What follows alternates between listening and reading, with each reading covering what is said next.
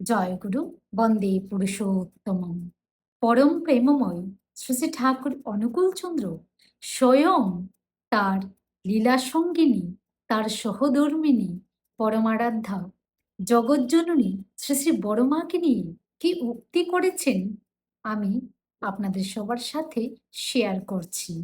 শ্রী শ্রী ঠাকুর বলছেন, তুমি সাধ্বী, সতী, স্বামী পরায়ণা, তোমাকে আর আমি কি শিক্ষা দেব, এবং আমি তোমার নিকট তোমার স্বামী ভক্তি শিক্ষা করার উপযুক্ত।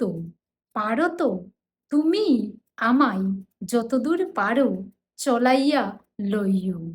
তিনি আরো বলছেন, যে স্ত্রী স্বামীকে সাক্ষাৎ দেবতা জানিয়া, স্বামী সেবা দেবসেবা মনে করিয়া, স্বামীর সুখে সুখিনী, স্বামীর দুঃখে দুঃখিনী হয়, যে রমণী স্বামী ভিন্ন আর কিছুই জানে না, এমন দেবীর নিকট আমার অনেক শিক্ষার আছে।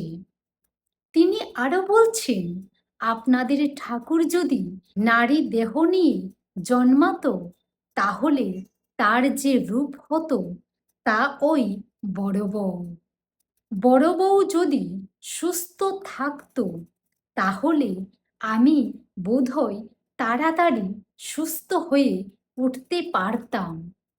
স্বয়ং শ্রী শ্রী ঠাকুর বড়মাকে নিয়ে এমনটা বললেন।